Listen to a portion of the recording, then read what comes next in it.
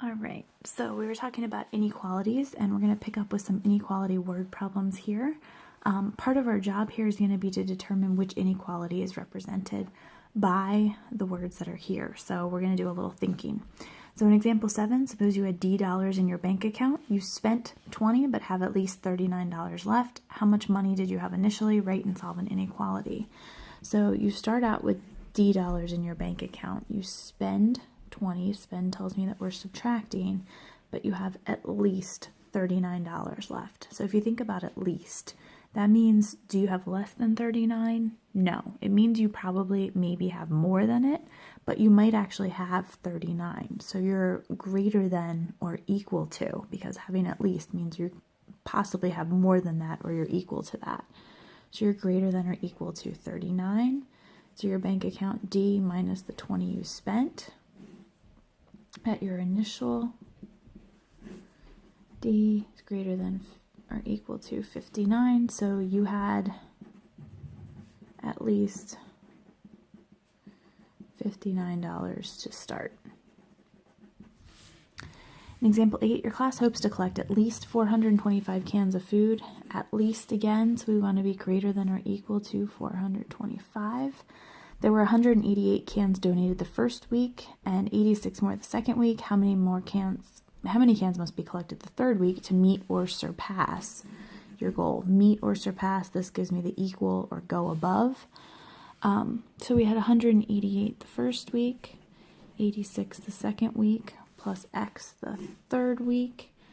And if we go ahead and add, this is 274.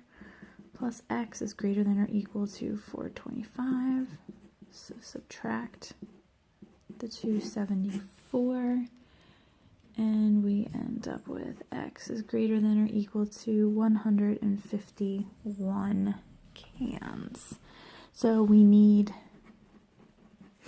151 cans or more. That's another way of writing our answer there. In number 9, the result of 15 subtracted from a number n is at least 8, at least, so it's greater than or equal to 8. 15 gets subtracted from, that means do a minus 15, and we start with n, so n minus 15, add 15, n is greater than or equal to 23. So what numbers are solutions? Any number 23 or larger would actually work here. So the next part of today's lesson is solving some two-step inequalities. Basically, you're going to just solve these just like we did with equations. The only difference is, remember, with your negatives, you might need to be flipping the sign if you multiply or divide by a negative, and then we're going to have to graph our solution here. So trap your armadillo, ditch it. So 4g is greater than 12. Divide by 4 then, so g is greater than 3. Tells me 3 is my target number. 2, 4. Open circle here, and it's g is greater than this, so we're going to shade to the right. Example number 2, trap your armadillo, add 10 to both sides. 3b is less than or equal to 45. You have to divide by 3 now, so b is less than or equal to 15. So 14, 15, 16. Close circle on 15 and shade to the left. Down here, you can do this one of two ways. We can either go ahead and move this over, or we can solve it as is and switch at the end. We're just going to solve as is and switch.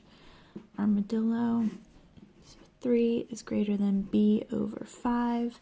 Remember, this really means division, so you have to multiply by 5 to undo it. So we get 15 is greater than b. In order for us to graph this, we need b on the left, so we're going to say b and 15, and it's in the 15. So we need to make sure it still does that, so b is less than 15. 15 and 16.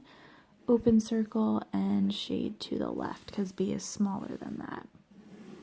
Example 4, add your 14 to both sides. 6x is greater than or equal to a negative 36. Divide by 6. X is greater than or equal to a negative 6. So remember the negatives go backwards. Close circle and shade to the right. Go ahead, take a second, do these last two examples on this page, and then come back to check your answers. All right, here are your two answers to this one. First one, not too bad. This one, you did have to kind of do two things. You divided by a negative, so you do have to flip your sign. And then this is not set up correctly to actually graph, so we have to flip it around, and it's in the negative 4. So make sure it's doing that. Close circle, shade to the left. Last two examples in this section are word problems. So it said Josh had $150 saved and was saving an additional $22 per week, so times W, from his part-time job to purchase a new tablet. If the tablet he wants costs $350, what is the fewest number of weeks he must save to purchase it? So right now he has $150 and he's saving $22 per week.